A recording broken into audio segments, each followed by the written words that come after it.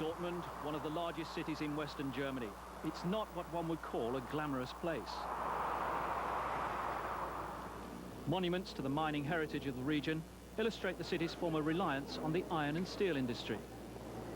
But the steel industry is struggling, and unemployment and insecurity weighs heavily on people's minds. Still, there's one place where they can forget all their troubles. The Westfalen Stadion, home of Dortmund's football club Borussia.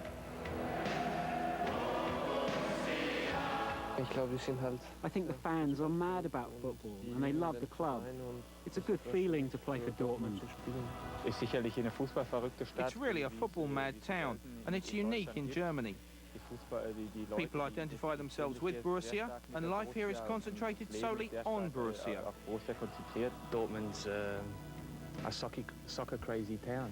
The people here are crazy about the game, and the city really lives for the team, Borussia Dortmund. Borussia Dortmund is the pride of the region. The strong relationship between fans and team has continued through thick and thin. And there have been a lot of thin times. Dortmund haven't won a championship for 32 years. After the war, the region around Dortmund boomed. Before 1963, the year the Bundesliga began, Borussia won 3 championships. Their biggest moment came in 1966. In the Cup Winners' Cup final, they faced Liverpool in Glasgow. Ziggy Held's goal gave Dortmund an unexpected lead. 42,000 fans, mostly from Liverpool, were shocked. But Liverpool came back. Thompson set up Hunt. No chance for Tulkowski in Dortmund's goal. 1-1 after 90 minutes into extra time. Held's break stopped by Liverpool's goalkeeper Tommy Lawrence, but it fell to Libuda, who scored the winner via a post, and Ron Yates. Dortmund became the first German club to win a European trophy. Dortmund's key players, Tulkowski, Held and Emmerich, were also influential figures in Germany's 1966 World Cup bid. Emmerich scored one of the best goals of the tournament against Spain. But sadly, Dortmund couldn't replace them, and the team faded into obscurity. Top scorer in German football is Roy Emmerich.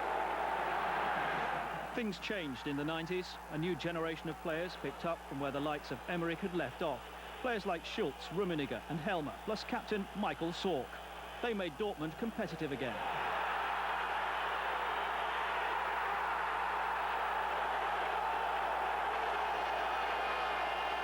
In the last few years, I'd say since the mid-80s, Dortmund has made giant strides forward. Much of that is down to the fans. Every home game is sold out. And because of that, and our participation in Europe, the club's finances have improved dramatically in recent years. In 1993, Dortmund reached the UEFA Cup final and faced Italian giants Juventus. But a single goal by Rummenigge wasn't enough to frighten Juve.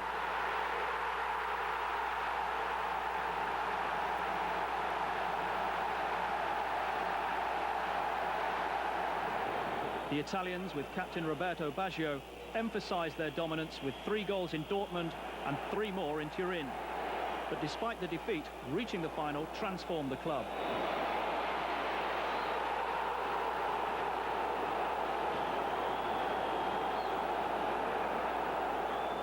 In the last 4 years, the team's changed character entirely.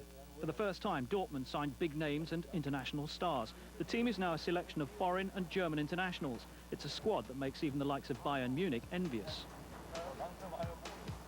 Danish international Flemming Poulsen joined Borussia 4 years ago. Swiss striker Stefan Chapuisat followed a year later. Ned Zelic from Australia arrived in 1992. And then they came from Italy, Stefan Reuter, Julio Cesar, Andreas Müller, Matthias Sammer and Karl-Heinz Riedler.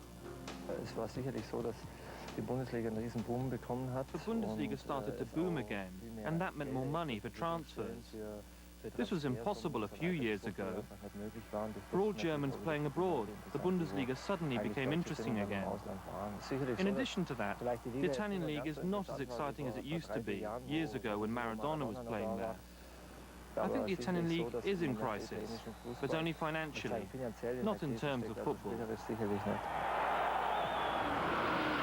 Big names were back in Dortmund, and public interest exploded. Last year, 5 million Deutschmarks flowed into Borussia's coffers from their merchandise alone.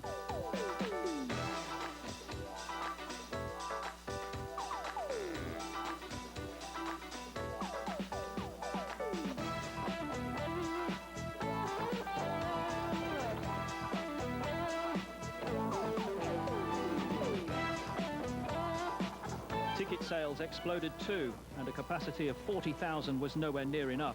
The Westfalen Stadium will be enlarged by the end of the year. Dortmund's new training area near the stadium is nearly ready, and it ensures the team a working environment of international standard. But despite the glitz, Borussia tries to remain a down-to-earth club, open and accessible to their fans. Now Dortmund try to cover every eventuality. Goalkeepers Klose and De Beer are put through their paces by former international Harald Schumacher. Dortmund is one of the few German clubs to invest in specialised goalkeeper coaching. Ottmar Hitzfeld said to me, "You've been a world-class goalkeeper for 20 years. You can decide how to train the goalies." So we have 8 sessions a week, which is quite a lot. But when I came to Dortmund, they wanted me to train once or twice a week. But I said that makes no sense. I think it only pays if you work together every day. In Stefan Klose, I've got a very young goalkeeper who gets very wide-eyed during my explanations. And it's good fun to watch him develop. Dortmund's efforts have so far paid off. They've been leaders most of the season and are desperate to win their first ever Bundesliga championship.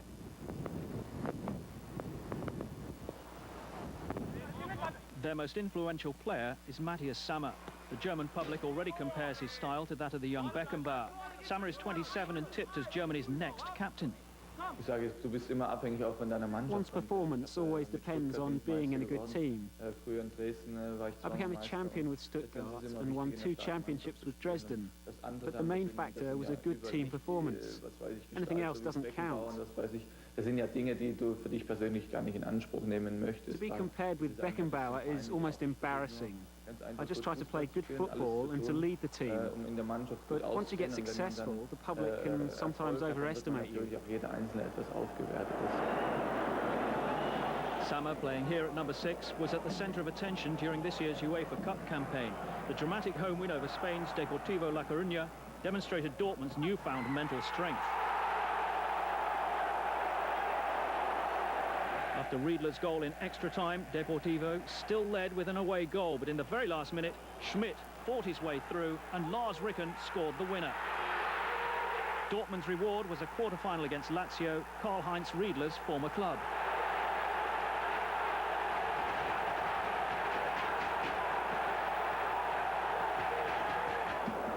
Borussia lost the first leg in Rome by the only goal.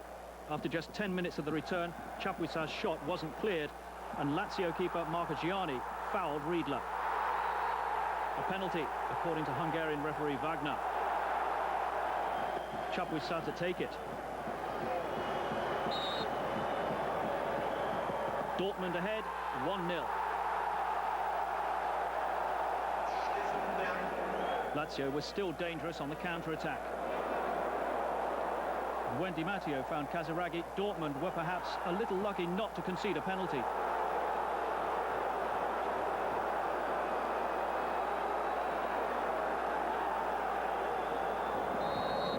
But with just seconds remaining, that man Riedler scored the winner. Dortmund in the semi-final, where a rematch with Juventus awaits.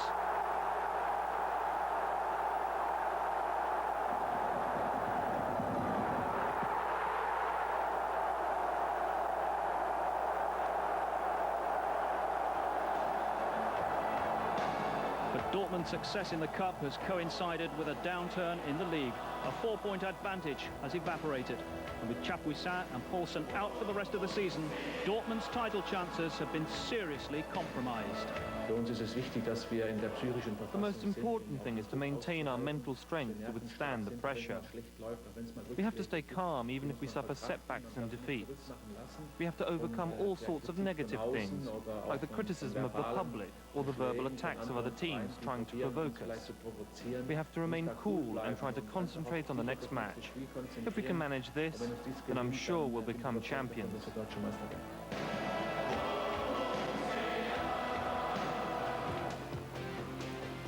Next week in Futbol Mundial, we meet the Colombian making waves in Argentina.